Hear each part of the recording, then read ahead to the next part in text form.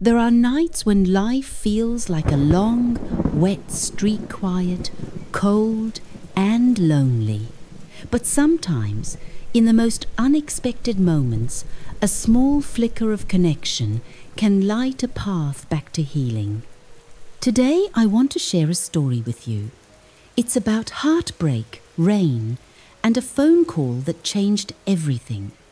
And perhaps, if you've ever stood in the middle of your own storm, this story might help you believe in second chances again. My name is Margaret. I am 42 years old. That evening, I was walking alone through Manchester, near the old canals. It was raining heavily. My coat was soaked through. My hair clung to my face. But none of it mattered. My heart had broken days before, and I had nowhere to place the pain. The city around me buzzed with life, but I felt invisible. People passed with umbrellas and purpose, but no one looked. No one stopped. And then, in the corner of a quiet square, I saw it. An old red telephone box, the kind they barely keep anymore. I stepped inside. It was dry at least. But inside me, it was still pouring. I stared at the phone. My fingers hovered over the numbers I hadn't dialed in years.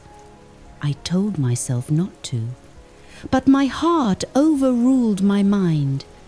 He was the only person I had ever truly loved. His name was Jonathan. The phone rang. Once, twice, 3 times. Then, hello, his voice. Oh, how it made the years collapse. It's me, I said. Margaret. Silence. Then softly, why are you calling me? I almost couldn't answer. I didn't know who else to call. I feel so alone. More silence. Just the sound of his breathing. I'm not okay, I whispered.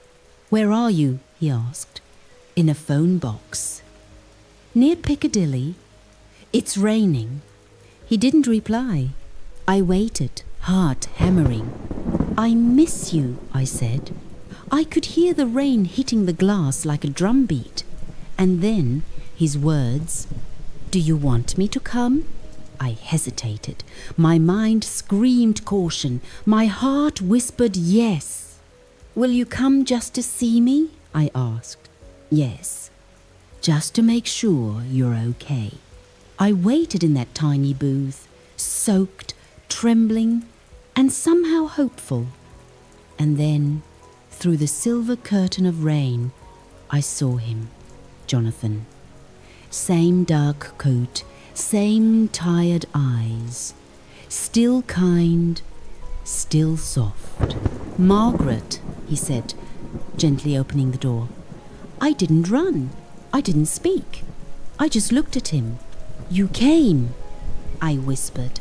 I said I would. I asked him the question that had haunted me. Why did you leave me? His eyes dropped. My mother, she was ill. She didn't have long. I didn't know how to tell you. I thought it would be kinder to disappear. I was trembling now, not from cold, but from remembering. You broke me, Jonathan. He nodded, tears in his eyes. I broke myself too. We sat in a little cafe nearby. Candlelight, soft music, warm cups between our hands. There, across a wooden table, we said the things we had never dared before. He handed me an old letter. I wrote this to you years ago. Never had the courage to send it. That night, I read it, alone, in my small London flat. His words, they weren't perfect, but they were honest. They told me of love, of fear, of regret. And as I read, my heart softened. Yes, the past had left wounds, but now Something was healing, slowly, quietly. We all carry a story inside a what if, a could have been, a silent heartbreak.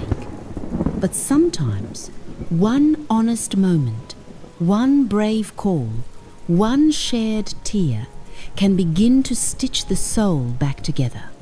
If you've ever felt like giving up on love, I hope Margaret's story reminds you healing is possible, and second chances do exist for those who are brave enough to pick up the phone.